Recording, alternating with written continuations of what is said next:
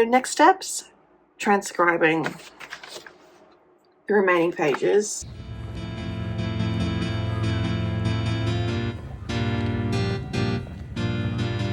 Hi, my name's Leanne Shawler. I'm an artist and a writer, and I didn't bother to introduce my last 2 videos, so I'm doing it now before I forget. I am writing an alternate history fantasy romance set during the Regency period involving the search for Arthurian treasures in order to save the world from ecological collapse, and there are shape-shifting sea dragons. We've just finished the first draft of book 4, and now we're transcribing it. Oh, I have 120 plus whatever 328 minus 241 is. So let's just say about 200 pages, just to keep it easy. 200 pages to transcribe. Then I've got to sort it into some sort of structural order. Then I've got to print it out and read through it. And before I do that, there are some bits that were deleted scenes from previous books that I plan to repurpose, and I haven't actually woven those in yet, so I do need to do that. But that's an on the computer job. So let me back up. Let me back up all the way back here. We type. We weave in the bits. We do an edit. Now this draft is pretty rough. There's a lot of description I need to add in. I'm terrible at adding in description. What people are wearing, what room they're in, who knows. So a lot of color needs to be added in. And then we'll do another read through and see how it flows. To make sure the story is flowing through. And then there's that edit, and then we're done. Then I can break it into the chapters, the various installments that I'll be serializing over on the Mordred Guy Chronicles. And then we will be ready to do prop making. I've actually already started. So that's also on the list. I still have to write all the secondary sources that don't get directly referenced in the novel per se, but will be links that you can go look at and read if you want to. I don't know, who's gonna want to? But it will be there and included in the kind of scrapbook that I'm putting together for Idathea in lieu of an actual journal, because she does not pick up the pen again, except towards the end. Then we finally get to hear from her again. Not sure how I feel about that either, whether I need to bring in some more Idathea points of view, but the gal's traumatized, which is not to say she couldn't do it, because Undine's also traumatized and she's writing, and it's not even her first language. So, anywho. So there's still a good amount of work to be done for the end diaries before we publish that first chapter. On Substack, which I'm guessing is it's November now.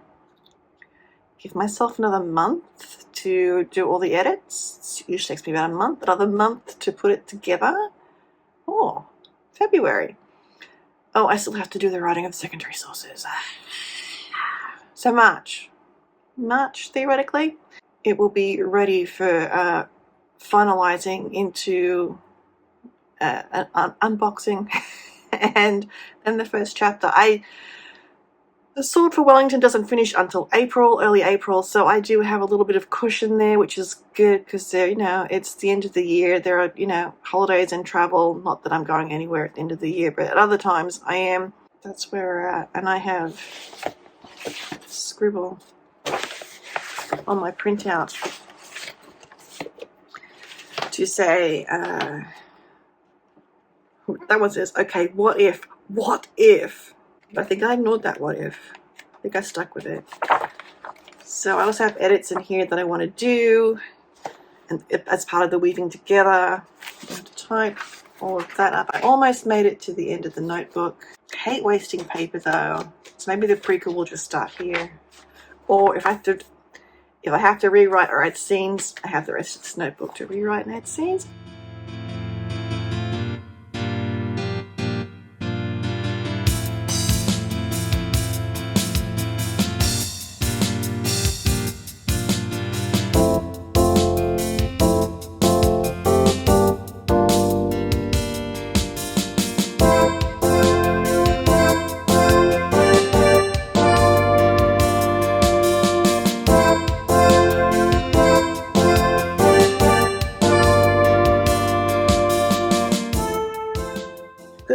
morning. I am wearing my computer glasses because I am transcribing and the power is about to go out.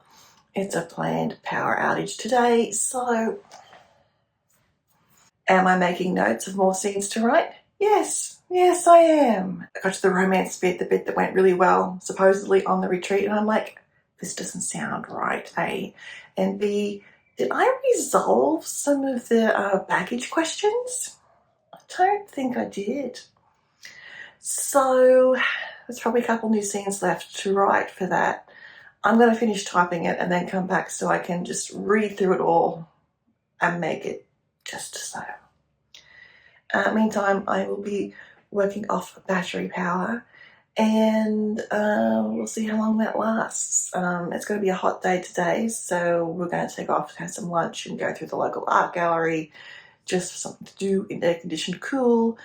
Hopefully the power won't be out all day today like they promised. 8 to 4. It's 8:30 almost and they just arrived. So maybe 9 to 3. Who knows? Maybe they'll be done in a couple of hours and we'll get our power back sooner. Transcribing's not very exciting, so you'll get some tippy-tappy typey videos, but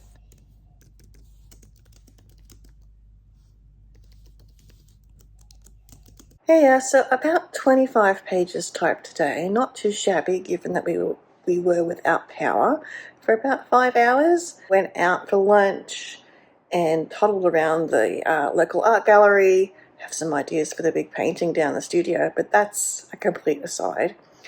I'm up to the several different versions of the Ondine and bad guy scene that I wrote. I think they might actually all work if I string them together, and yet I've also left things out. There's some, I want to say, logic jumps in a couple of the scenes. I haven't finished typing them up, so maybe I filled in the gaps, but if I didn't, future me's problem.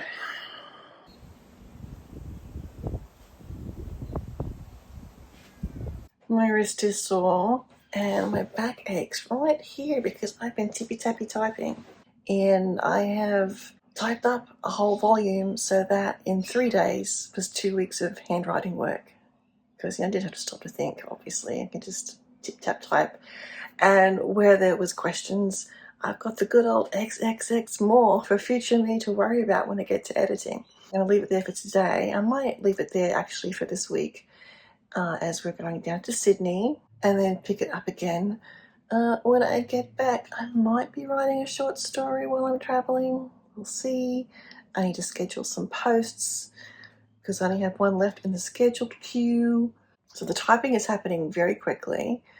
I could tell you how many words, but that requires me to get up and have a look, and I'm not going to do that because I'm in the middle of typing a scene. I don't want to lose my spot in Scrivener. Getting it into some sort of order is going to be interesting, however, but one step at a time. I have about half of the next notebook to type before I run out of pages, so I think it's about 120 pages left. So I should be able to knock out that next week, so, or not, we'll see. Yay!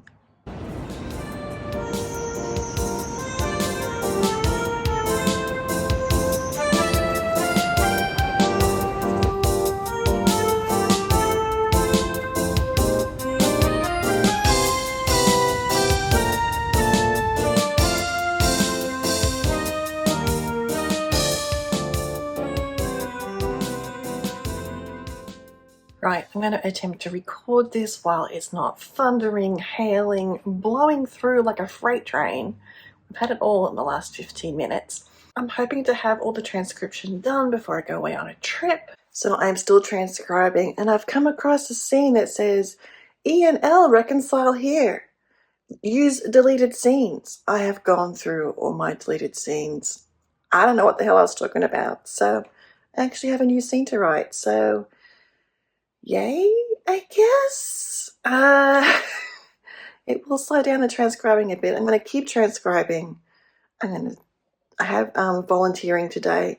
I was going to edit the short story I wrote over the weekend, but I think I will take my notebook along as well. We'll see how long we have to wait this week and write the this missing scene, which is annoying. But anyway, so it's all written in, and my overall feeling about what I've written, You know how we say things are a hot mess? This is a boiling pile of molten lava, just hot mess. There is so much work that needs to be done. I think it's because my husband mentioned it this morning that I've written this really fast, and he's right, I have. I haven't stopped to do anything remotely fixing passive tense. There are ly words, there are placeholders for who says what, that now needs some action taken in, and apologies for this shaky camera, because that's how it is. I'm sorry. And now I need to do all that. So I think this is going to be a 3-draft process, or 4-draft, technically. So we will do a heavy rewrite edit for the first editing pass, and then it will be a light edit polish. And then when I do the chapters and schedule them, I get one little more tiny edit, because there's always something, isn't there? Well, while I have managed to transcribe everything, I discovered I didn't manage to write everything, despite the fact I was checking off each scene as I was done. So I have 2 scenes to write. I have Idathea and Lear, and then the beginning of the book, I jump forward in time, if that makes sense. So you get a scene that happens towards the end. You need to see that scene fleshed out. So 2 more scenes to write. And then I can edit. I do have some edits that I did while I was working up at the Lighthouse residency that I want to put in before I do a full read through and edit. But it's Thanksgiving today, and the sides are made. Our turkey is tiny because we're here in Australia. And we found a 6.5-pound turkey. The Americans are just falling over themselves now. But the Aussies are like, huh? Isn't that kind of big? No, it's not. So we're having 2 other couples over, our neighbours, to celebrate Thanksgiving. I'm going to do some writing between now and when the turkey/stuffing needs to be made, which will be in a few hours now. As this was the transcribing vlog, I'm going to wrap it up here. I'll begin the next one. We're going to look at editing, and maybe editing whilst on the road. And there's one more thing I need to do to the scenes before we're ready to print it out to edit. And I'll be going over that one in the next one as well. Okay, so I have finished typing the 2 extra scenes that I wrote this afternoon. The turkey's in the oven.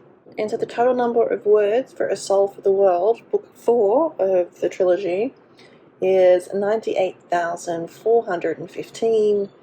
It's a little less than A Sword for Wellington, which was 102,570. But also, this is a first draft. I need to add description and action and some interiority stuff and so on.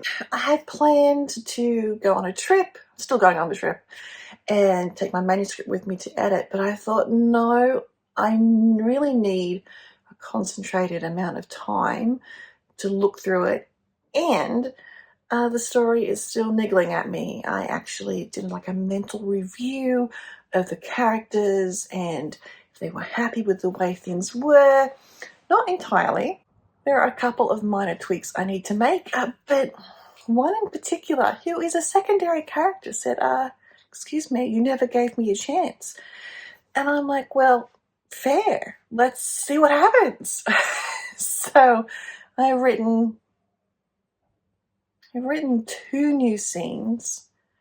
I have adjusted another scene. I'm going to have to read through, she says, try not to spoil, to make sure that those changes that I made, how it affects her going on. Because I think I might need to spell it out a bit more than it actually is spelt out. Because she has these feelings, and well, you know, and he has these feelings, and he's just gonna try his best, and we'll see how it turns out. It's a subplot, so it's not like it's going to change the end of the story, except it ends the story.